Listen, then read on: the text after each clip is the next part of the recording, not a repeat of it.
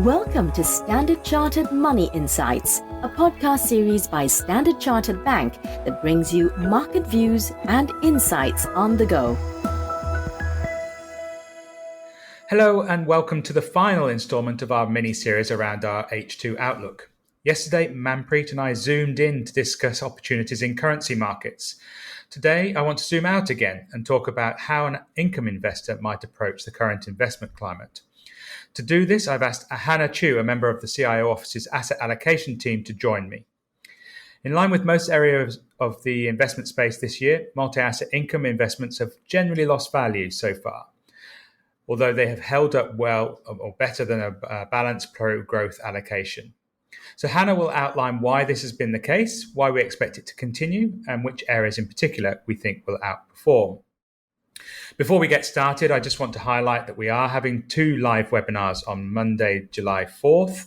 These events include a fireside chat between myself and Professor Raghuram Rajan, who is the former IMF chief economist and also former Reserve Bank of India governor, where we'll discuss the long-term outlook for inflation, key financial imbalances, the regulatory outlook for cryptocurrencies, and the future of India and China. You'll also hear from Standard Chartered's CIO office on how you might position your portfolios given the opportunities and risks facing investors going into the second half of the year. If you're interested in registering for the event, you can do so at www.sc.com/GMO, which stands for Global Market Outlook, or just click the link in the description. With that, let's get started and talk about the current environment for income. So Hannah, I guess as the same for everywhere, right? It's been a challenging start to the year for investors, and that includes those who are looking for income. Can you explain why that the multi-asset income strategies, though, have tended to hold up better in the first half of the year? Thanks, Steve, for having me on the podcast. I'm glad to be here. And yes, 2022 has had a really challenging start for both risk assets and income strategies, having suffered against the backdrop of elevated inflation, moderating growth, and also that the rising risk of a U.S. recession. And as you have rightfully alluded to it, our MAI portfolio has actually done well relative to our balanced allocation. So it's recorded about 2% outperformance, and the yield on our multi-asset portfolio has actually risen to 6.4%, which is actually the highest that we've seen since March 2020. So we do believe that our multi-asset portfolio has benefited in an environment of higher levels of yield on offer, coupled with that diversified sources of income, as well as the regular cash payouts. So the higher and more diversified sources of income relative to that more growth-oriented allocation usually offers the benefits of reduced sensitivity to interest rates, mitigating that valuation compression. So hence, while all the major asset classes have collectively taken a beating this year, the income basket has proven more resilient than equities and bonds so far this year. Okay, so what is the outlook as we move into the second half of the year for income investing? Currently, I think what investors are increasingly worried about is the rising risk of the US recession, as there are still expectations for a sharp growth slowdown. And while we in the CIO team do expect inflation to peak soon, there are upside risks that still remains in our view. So as such, strategies with the real cash flow, so we are looking at multi-asset income, dividend, equities, they are sort of being favored over that balanced and purely growth-focused allocation. And with the ongoing macro uncertainties, income will still be an important source of returns when we take a look from a total return perspective. And while it may be debatable, whether risk assets have truly bottomed, we do see that there is an opportunity set that comes from income strategies that is clearly looking more attractive after the rise in interest rates, the widening credit spreads, as well as the spiking volatility that we've seen. So our expectation is therefore for the multi-asset income strategies to outperform the balanced allocation over the next 12 months. Okay, so I spoke to Abhilash and Fukien separately earlier in the week, and we were discussing, the for a balanced allocation, pro-growth allocation, we were actually raising our bond exposure and trimming the allocation in equities. Is the same true for income investors? Are we recommending the same? Yeah, I mean, for fixed income investors, we see the environment as having shifted from TINA, which stands for there is no alternative, to that TARA environment, which stands for there are relevant alternatives.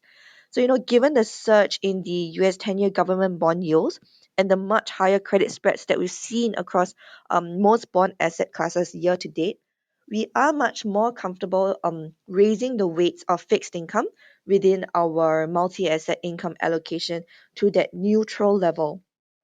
There are market expectations for the US Fed fund rates that have converged to the Fed's actually. So this is sort of signaling to us that the worst of the bond yield increases are likely behind us.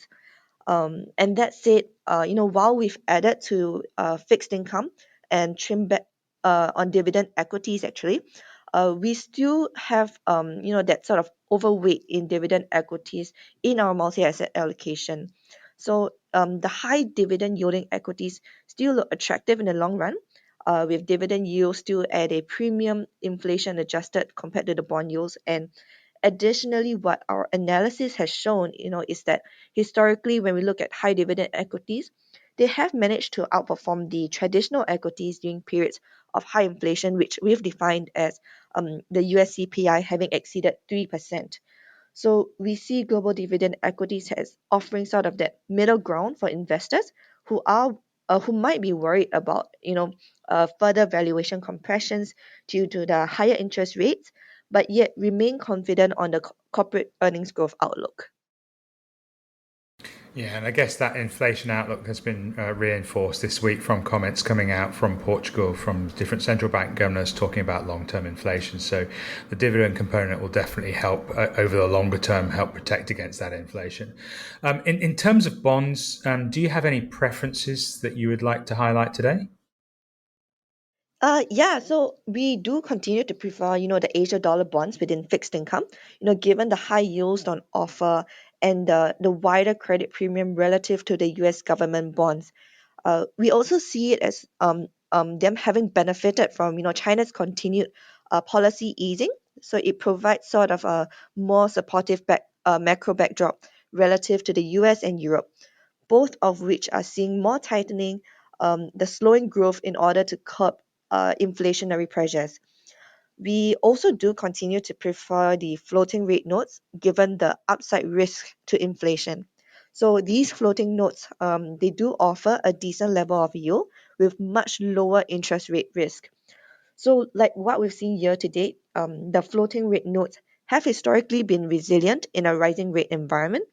And when we look at the fundamental side, actually, the default rate is expected to remain below historical averages, while the recovery rate is aligned with, the long-term averages.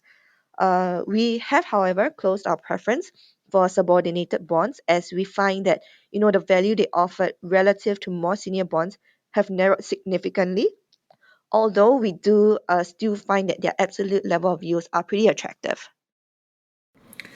Okay, well, thanks, Hannah. Thanks for your time. That's all we've got time for today. Thank you, listener, for joining us.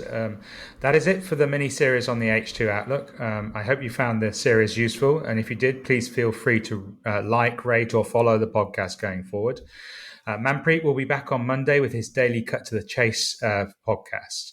Just as a final reminder, if you'd like to sign up for our H2 Global Market Outlook webinar, please click the link in the description. In the meantime, take care and stay safe. Thank you for listening to Standard Chartered Money Insights, a podcast series by Standard Chartered Bank. For more details on the latest market insights, subscribe to Standard Chartered Money Insights.